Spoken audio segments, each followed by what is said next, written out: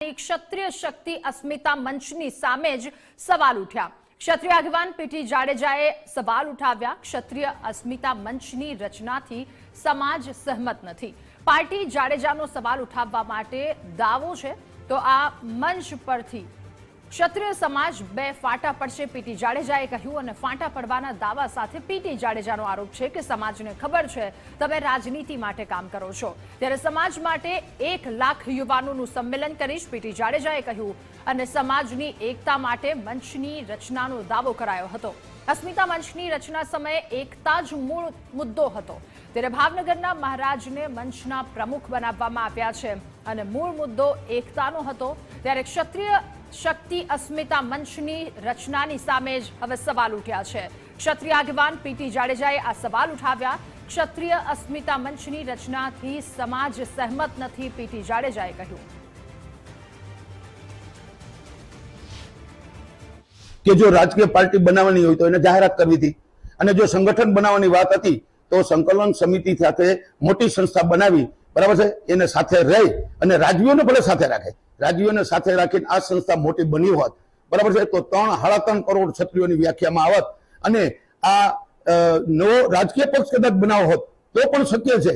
18 વર્ણને સાથે તમે રાખો, બરાબર છે, તો 6.5 કરોડ છે, પણ ક્ષત્રિયોનું જ ખાલી વાત અત્યારે કરતા હોય તો 3 કરોડ છે, તો 100% નવી પાર્ટી બને, એને સફળતા મળે।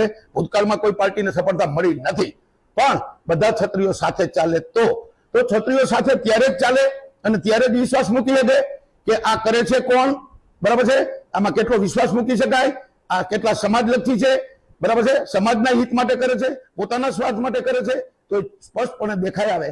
અને સમાજને જ્યારે તમારે હાકલ કરીને, બરાબર છે, સમાજને વિશ્વાસમાં લઈને જે કાર્યક્રમ કરવો જોઈએ એની બદલે તમે ખાલી 500,000 ને અહીંયા બોલાવી અને કાર્યક્રમ કરી લીધો, એટલે સમાજે સંદેશો આપ્યો છે કે અમે અત્યારે આ રાજનીતિ હોય એવું 100% લાગે છે, અને રાજનીતિ હોય તો જાહેર કરો, અને સંગઠનની વાત હોય તો સમાજના બે ઊભા ફાડિયા ન કરો, સમાજમાં તમે વિલીનીકરણ કરી અને આવી જાઓ। આ સંકલન સમિતિને આપણે ખૂબ મોટી બનાવીએ।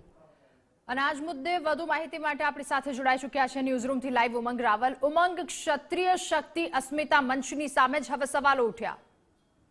જે વખતે રાજપૂત સમાજ ભવન ખાતે હમણાં 2 દિવસ અગાઉ જે સંમેલન હતું એ સંમેલન પતવાના આરે અને પદ્મિનીબા જ્યારે બખેડો કર્યો ત્યારથી જ લાગતું હતું કે હવે રાજપૂત સમાજમાં ક્યાંક 2 ફાટા પડી રહ્યા છે। ને ત્યારે પણ ગુજરાત ફર્સ્ટે કહ્યું હતું કે સૌરાષ્ટ્રના કેટલાક આગેવાનો જે છે રાજપૂત સમાજના એ આ સંમેલનમાં નથી દેખાયા, જેમાં પીટી જાડેજા મુખ્ય ચહેરો હતો અને એમનો હુંકાર પણ જ્યારે રાજકોટની અંદર પડધરી પાસે જ્યારે સૌથી પહેલું સંમેલન લોકસભાની ચૂંટણી પહેલા થયું હતું ત્યારે જે હુંકાર થયો હતો ત્યારે પીટી પણ સ્ટેજ ઉપરથી બોલ્યા હતા અને એમણે હુંકાર કર્યો હતો। અને એક વાત ચોક્કસથી એમ કીધી હતી પીટી એ વખતે જે હુંકાર કર્યો હતો કે સિંહનું કડું મેં એમનામ નથી પહેર્યું। એટલે એ આગેવાન આ જે ફરીથી જે સંમેલન કે જેમાં ભાવનગરના મહારાજ છે તેમની તાતપોશી થઈ શંકરસિંહ વાઘેલા હાજર રહ્યા, પરંતુ પીટી ન આવ્યા, એટલે એ જ વખતે લાગતું હતું કે ક્ષત્રિય અસ્મિતા સંમેલન અને સાથે જે સમિતિ જે બનાવી છે એ સમિતિમાં કેટલાક આગેવાનો નારાજ છે, અને નારાજ છે એટલા માટે 2 ફાટા હવે ક્ષત્રિય સમાજમાં પડી ગયા છે। અને પીટીએ સીધો જ આરોપ લગાવી દીધો છે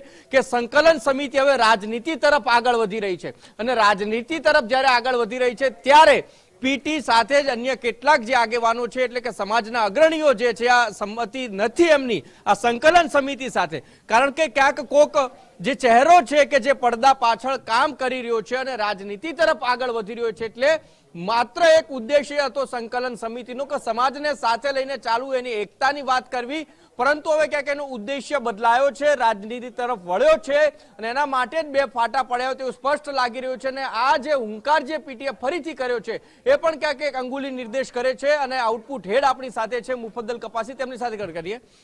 પીટી આ સંમેલનમાં હાજર ન રહે એ વખતે લાગતું હતું કે ક્યાંક અવગણના એમની થયું અથવા તો એમની જે છે તેમને નિરાશા દેખાય, અને પછીનું જે નિવેદન છે સ્પષ્ટ કરે છે ક્ષત્રિય સંમેલનમાં જે એકતા સમિતિ છે એમાં 2 ફાટા પડી રહ્યા। ઉમંગ, માત્ર પીટી જાડેજા નહીં પણ જ્યારે આ અસ્મિતા મંચની રચના થઈ એ જે સંમેલન મળ્યું જેને એકતા સંમેલન નામ અપાયું હતું એ જ દિવસે જ્યારે મુદ્દાની વાતમાં આપણે આ મુદ્દો ઉઠાવ્યો અને એમાં જ્યારે ક્ષત્રિય આગેવાન લક્ષ્મણસિંહજીને જોડ્યા તો અમારો સવાલ જ એમને એ હતો કે તમે એવું કહી રહ્યા છો કે ક્ષત્રિય સમાજ દરેક રીતે સમાજ કારણ કરવા માટે દરેક રીતે સાથે આવે, એના માટે થઈને આ આપણે સંમેલન બોલાવ્યું છે, પણ સંકલન સમિતિના કોઈ સભ્યો આમાં હાજર નથી રહ્યા, તો પછી આ કઈ રીતે એકતા સંમેલન કહેવાશે? આગેવાન સરવૈયાજી આપણી સાથે જોડાયા. બાપુ, કેવી રીતે આ પીટી જાડેજાના નિવેદનને જોવો છો? ખાસ કરીને અત્યારે સીધું એમણે એવું કીધું છે કે જે સંકલન સમિતિ છે અને ક્ષત્રિય સમાજમાં બે ફાટા પડવાની તૈયારી છે.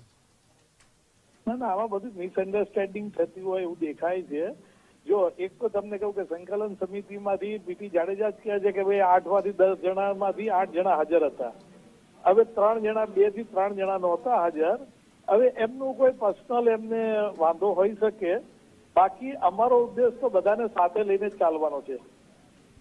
અશ્વિનસિંહજી, જ્યારે મુદ્દાની વાતમાં આપણે આ મુદ્દો ઉઠાવ્યો હતો ત્યારે મારો સવાલ પણ આપને એ જ હતો કે એકતા સંમેલન પર તમે જેમ દાવો કરી રહ્યા છો કે આ બિન રાજકીય સંમેલન છે, પણ દરેક રાજકીય પક્ષોની નજર છે, કેમ કે એમાં નેતાઓ છે અને એમાં જે ગેરહાજરી હતી સંકલન સમિતિના તમામ વ્યક્તિઓની ગેરહાજરી દેખાતી હતી, એટલે આ મુદ્દો પાછળથી આવવાનો જ છે ને, એટલે જ હવે પીટી જાડેજા મેદાનમાં આવ્યા છે એવું લાગે છે આપને? ના, સંકલન સમિતિમાં તમે જુઓ તો તૃપ્તિબા હાજર હતા, પછી કણી સેના હાજર હતી, મહાકાલ સેના હાજર હતી. હું એનો એક હિસ્સો હતો સંકલન સમિતિમાં, એટલે અમે બધા હાજર હતા. અને મારું તો પહેલેથી જ થોડું અમારા બધાનું સંકલન ના થયું, આ કાર્યક્રમ થોડો ઝડપી થઈ ગયો, એટલે બધાને અમે આમંત્રણ પહોંચાડી ના શક્યા. એટલે તો અમે છાપામાં જાહેર આમંત્રણ આપ્યું હતું કે ભાઈ કોઈને પર્સનલી અમે રજવાડાને પર્સનલી આમંત્રણ નથી આપી શક્યા.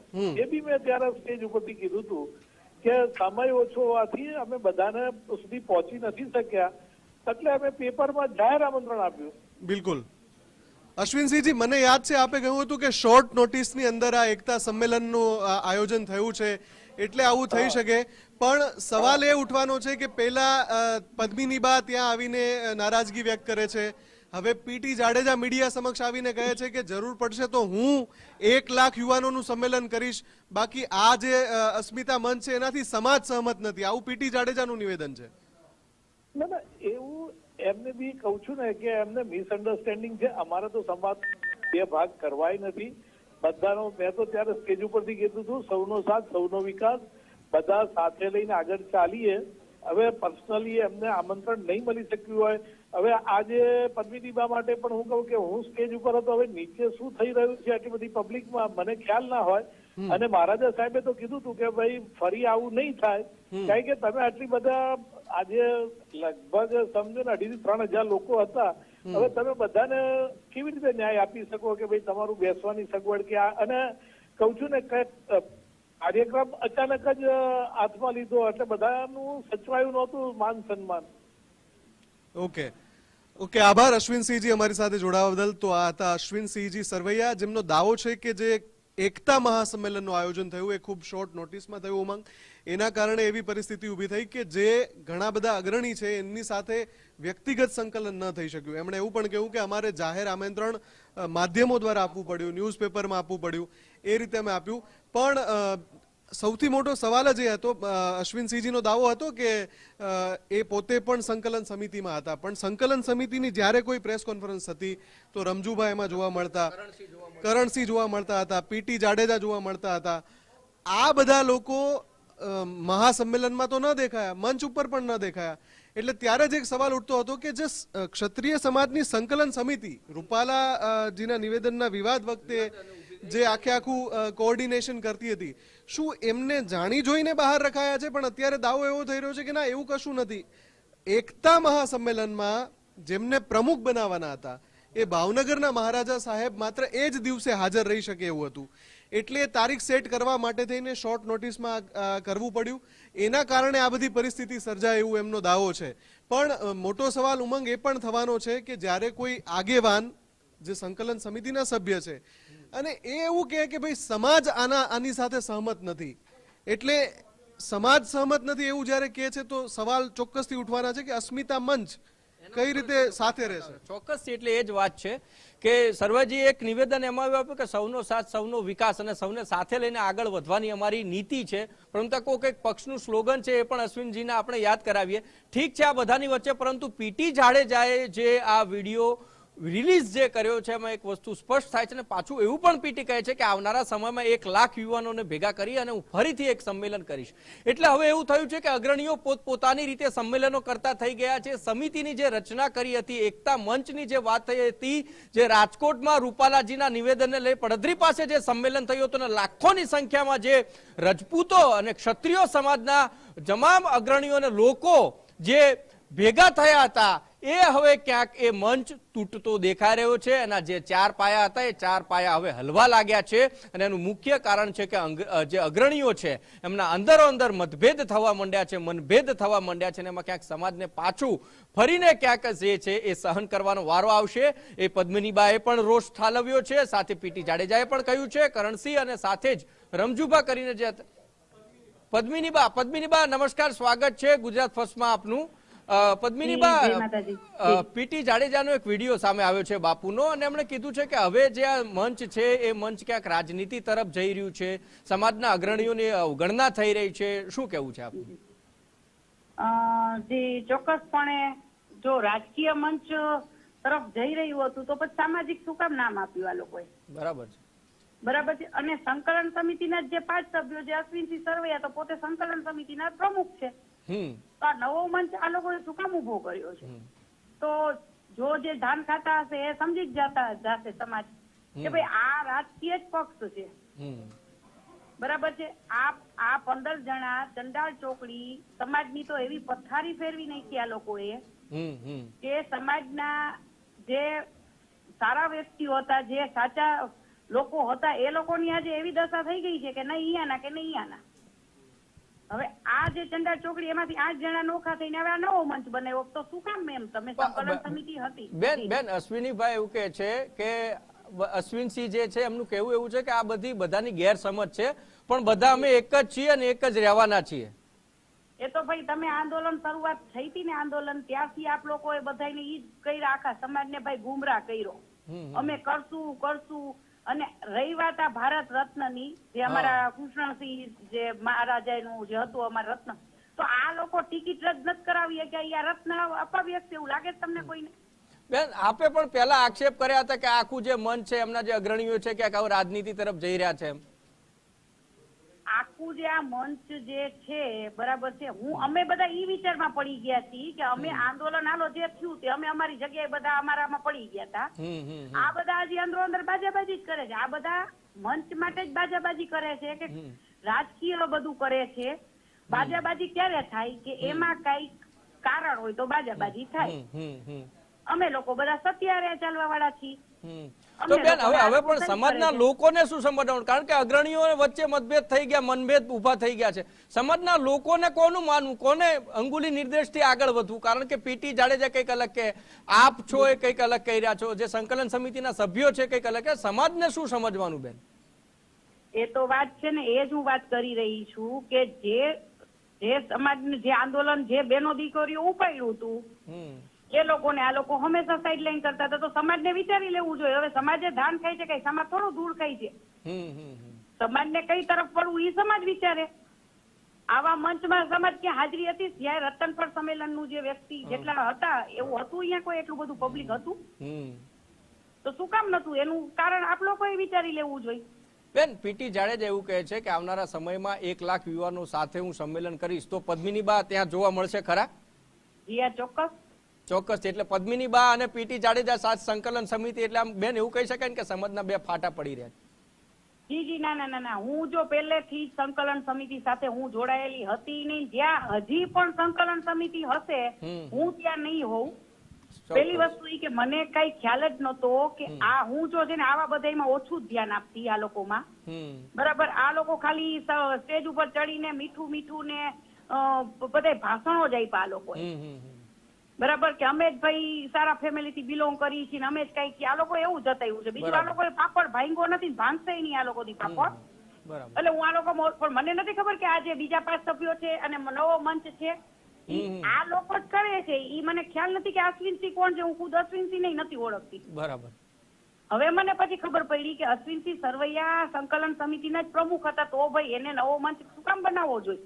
તો તમે એકવાર સમાજની એકતાની વાતો કરો છો તો તમે 15 જણા જે સંકલન સમિતિના હતા એના 8 જણા તમે નોખા પડ્યા, હજી બાજુ જ છો, તમે કામ બાજવાનું જ કરો છો અંદરો અંદર. બરાબર છે. ખૂબ ખૂબ આભાર બેન. તમે મારા જેવા ઉપર લગાડો છો. જી જી, બિલકુલ બિલકુલ બેન, આભાર અમારી સાથે જોડાવા બદલ. એટલે પદ્મિનીબા એક વાત સ્પષ્ટ કરી છે કે પીટી જો સંમેલન કરશે તો ત્યાં પદ્મિનીબા જોવા મળશે. એટલે અમારો પ્રશ્ન જે છે કે સંકલન સમિતિ જે કામ કરી રહી છે, જે સભ્યો ભેગા થયા છે, એક બાજુ હવે બે ફાંટા પડતા દેખાઈ રહ્યા છે. પીટીની આગેવાનીમાં આવનારા સમયમાં, જો કે સમય ક્યારે શું કઈ જગ્યાએ હશે એ હજી ડિક્લેર નથી થયું, પરંતુ ત્યાં પદ્મિનીબાએ એક મોટી વાત ગુજરાત ફર્સ્ટના ટેલિફોનિક ઇન્ટરવ્યુમાં કરી છે કે પીટી સંમેલન કરશે તો પદ્મિનીબા પણ ત્યાં હશે. એટલે બે સમાજના ફાટા હવે અગ્રણીઓ જે છે એ પોતપોતાનું બળ બતાવવા માટે સંમેલનો કરવાની રાહે દોડતા થયા છે. જી બિલકુલ ઉમંગ, આભાર આપનો તમામ વિગતો સાથે જોડાવા બદલ. તો વાત એકતાની છે અને એકતાને લઈને હવે સવાલ ઉઠ્યો. ફરી એકવાર સાંભળી લઈએ શું કહ્યું પીટી જાડેજાએ. કે જો રાજકીય પાર્ટી બનાવવાની હોય તો એને જાહેરાત કરવી હતી, અને જો સંગઠન બનાવવાની વાત હતી તો સંકલન સમિતિ સાથે મોટી સંસ્થા બનાવી, બરાબર છે, એને સાથે રહી અને રાજવીઓને ભલે સાથે રાખે, રાજવીઓને સાથે રાખીને આ સંસ્થા મોટી બની હોત, બરાબર છે, તો 3.5 કરોડ ક્ષત્રિયોની વ્યાખ્યામાં આવત અને આ નવો રાજકીય પક્ષ કદાચ બનાવો હોત તો પણ શક્ય છે. 18 વર્ણને સાથે તમે રાખો, બરાબર છે, તો 6.5 કરોડ છે. પણ ક્ષત્રિયોનું જ ખાલી વાત અત્યારે કરતા હોય તો 3 કરોડ છે. તો 100% નવી પાર્ટી બને, એને સફળતા મળે. ભૂતકાળમાં કોઈ પાર્ટીને સફળતા મળી નથી, પણ બધા ક્ષત્રિયો સાથે ચાલે તો ક્ષત્રિયો સાથે ત્યારે જ ચાલે અને ત્યારે જ વિશ્વાસ મૂકી શકે કે આ કરે છે કોણ, બરાબર છે, આમાં કેટલો વિશ્વાસ મૂકી શકાય, આ કેટલા સમાજલક્ષી છે, બરાબર છે, સમાજના હિત માટે કરે છે, પોતાના સ્વાર્થ માટે કરે છે, તો સ્પષ્ટપણે દેખાઈ આવે. અને સમાજને જ્યારે તમારે હાકલ કરીને, બરાબર છે, સમાજને વિશ્વાસમાં લઈને જે કાર્યક્રમ કરવો જોઈએ એની બદલે તમે ખાલી 500,000 ને અહીંયા બોલાવી અને કાર્યક્રમ કરી લીધો. એટલે સમાજે સંદેશો આપ્યો છે કે અમે અત્યારે આ રાજનીતિ હોય એવું 100% લાગે છે, અને રાજનીતિ હોય તો જાહેર કરો, અને સંગઠનની વાત હોય તો સમાજના બે ઉભા ફાડિયા ન કરો. સમાજમાં તમે વિલીનીકરણ કરી અને આવી જાઓ. આ સંકલન સમિતિને આપણે ખૂબ મોટી બનાવીએ.